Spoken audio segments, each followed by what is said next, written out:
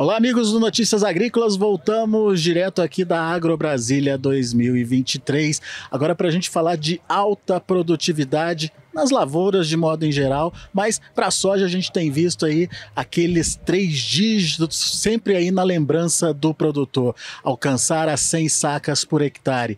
É viável? Em que situação isso é viável?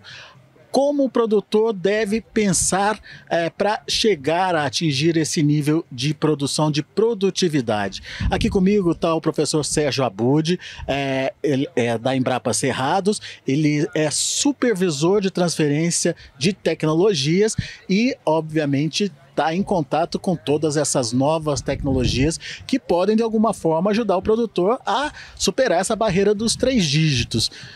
É isso, estamos prontos, produtor brasileiro tem que sonhar mesmo com esses 3 dígitos? Essa já é uma realidade, né? A gente acompanha algumas consultorias, alguns produtores na região, a gente tem o privilégio de poder estar rodando essas fazendas, aprendendo muito com o produtor e também levando um pouco da informação, das tecnologias que a Embrapa disponibiliza, né, para que o produtor possa produzir com sustentabilidade. Aí quando a gente fala de sustentabilidade, a gente precisa lembrar que são 3 pilares. Nós temos o pilar econômico, assim, muito atual, né, para o momento, de mercado, de preço de soja, de insumos, a questão ambiental, muito debatida no Brasil e no mundo, né, que é uma coisa muito importante para todos nós, e também a questão social, porque existe muita coisa envolvida em torno dessa soja. Hoje nós temos a questão que nós chamamos de agrosociedade, né, que é toda essa cidade, todo esse comércio, tudo que está em volta do produtor, que é o lado social desses 3 pilares que nós estamos falando. Mas voltando especificamente sobre a questão dos 3 dígitos, existem alguns fatores que são de extrema importância para o produtor ter sucesso.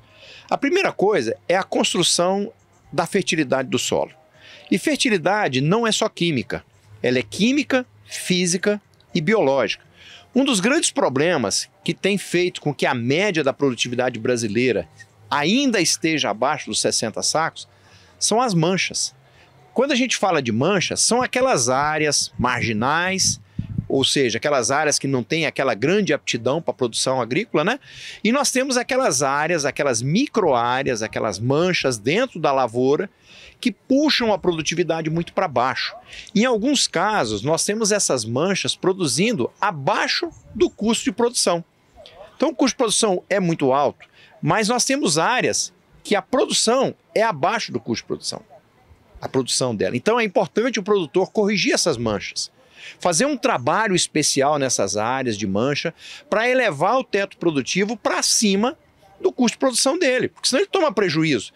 Da onde que ele tira o dinheiro para pagar isso? Daquelas boas áreas que estão produzindo 90, 85 sacos. Então ele tira ali 5, 10 sacos e coloca para cobrir aquela área que não está dando, ou aquela mancha, né, que não está dando a produtividade. Então é importante o produtor usar ferramentas para ele monitorar muito bem. Pode ser um mapa de manejo, um mapa de colheita, ou usar algumas ferramentas digitais que ele consiga identificar essas manchas, identificar a causa e trabalhar para corrigir isso. Neste momento, em preço de soja baixo, em custo relativamente baixo, mas com uma oscilação no preço de mercado, o produtor não pode brincar com isso, porque essas manchas podem fazer uma grande diferença no final da lavoura. Então você falou, é viável fazer isso? Economicamente, o produtor tem que evitar essas manchas e corrigir isso. Corrigir química, física e biologicamente. Existem várias ferramentas para isso. Uma delas é a integração lavoura-pecuária. Com o uso de plantas de cobertura, ele consegue, com o sistema radicular, melhorar essa questão física, melhorar a biologia do solo, ciclar nutrientes. Hoje o produtor usa adequadamente os fertilizantes, mas nós precisamos ciclar esses nutrientes e aumentar o perfil do solo para ter um maior armazenamento de água, porque a água é que limita a produtividade. Então esse é o primeiro pilar. O segundo pilar é a genética. Hoje nós temos genéticas extremamente adaptadas para cada ambiente de produção, mas é importante o produtor selecionar aquela genética que vai garantir a produtividade dele nas condições de cada ambiente de produção. Fazer um bom tratamento de semente, e aí vem o terceiro pilar, que é você garantir a população ideal da sua soja, do milho, do algodão, do feijão, para que você tenha o máximo de rendimento de cada planta. Então, o tratamento de semente, o vigor da semente, a qualidade do plantio vai garantir esse stand. E observe, nós já falamos de 3 pilares e foi agora que a plantadeira passou. Porque quando a plantadeira passa, ali você garante o seu potencial produtivo. Ali foi plantado para um potencial produtivo. Tudo que você fizer a partir daí é para reduzir perdas. E aí entra nesse critério, né, que nós estamos falando, nesse pilar forte, que é você fazer uma boa proteção de folhas, construir essa planta, evitando a ação das doenças, das pragas, das plantas daninhas, para que você tenha folhas saudáveis, garantindo essa translocação dos fotoassimilados para o grão, para dar peso no grão, porque produtividade é número de grão vezes o peso do grão. Então a saúde da folha garante número de grão e garante peso. E lembrem, colham bem, regulem muito bem a sua plantadeira para que você não tenha desperdício lá na colheita, porque ali pode ficar 3, 4, 5 sacos se você não fizer uma colheita adequada. Então, é isso que o produtor precisa fazer. Os 3 dígitos, ou melhor, esses 100 sacos, já é colhido em várias áreas comerciais no Brasil. Mas nós temos muitas manchas, muitas áreas que precisam ser corrigidas para tirar o prejuízo que o produtor vem tendo. Ficou claro para a gente que é um processo de construção de produtividade. Mas qual que é o limite, professor, de custo e investimento? Como é que o produtor determina que ele está fazendo ali um investimento e não aumentando o custo apenas? Um dos problemas que nós temos hoje é que o produtor muitas vezes ele tem o recurso para produzir muito bem uma determinada área. E aí vem uma oferta de uma área ali do lado que ele pode arrendar, que aí ele vai aumentar. Então, se ele reduzir a qualidade de tecnologia por metro quadrado, aumentando a sua área, ele dilui a sua característica ou a sua qualidade técnica. E isso pode levar a insucessos, especificamente no ano igual ao próximo, que é um ano de distribuição de chuva um pouco mais irregular do que nós tivemos na safra passada. Nesses momentos, o produtor tem que estar muito atento em corrigir aquelas áreas de mancha, mas fazer isso devagar. Vai aos poucos, passo a passo. As áreas boas ele vai mantendo a qualidade, as áreas ruins ele vai construindo com planta de cobertura. Se ele fizer 2 safras, soja e milho numa área ruim, ele pode não ter o mesmo lucro do que se ele fizer uma safra. No final dessa safra de soja, por exemplo, ele coloca uma planta de cobertura, melhora essa qualidade do solo e no ano que vem ele vai produzir mais soja e também fazer uma segunda safra de milho, que é muito rentável, é muito bom para o produtor. Mas lembre-se, o seu ambiente de produção é que vai garantir o seu lucro. Não basta você plantar muito, você tem que plantar com qualidade e tirar o máximo de cada metro quadrado da sua lavoura. Entra em debate, então, a estratégia que ele vai utilizar. Como é que ele começa nessa estratégia? Vai buscar apoio? Precisa de ter alguém do lado dele indicando esses caminhos? Enfim, como é que funciona isso? Essa próxima safra, 23, 24, vai ser uma safra em que o conhecimento vai ser o principal ingrediente para o sucesso da lavoura. Nós temos um preço de mercado flutuando, um custo que a gente não sabe exatamente como que vai ficar. Então, o produtor precisa estar muito bem assistido.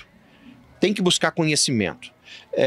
Mas é muito importante ele se lembrar de uma coisa. O sucesso da lavoura depende de 4 passos. O primeiro é planejar, e aí o conhecimento entra bem. O segundo é você comprar muito bem.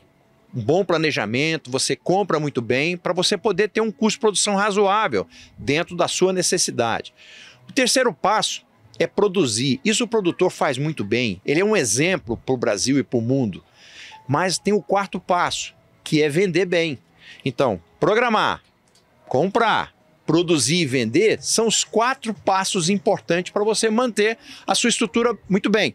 E para isso, busque conhecimento, busque informação, comece aos poucos, faça pequenas mudanças, mas garanta o máximo de rendimento por metro quadrado.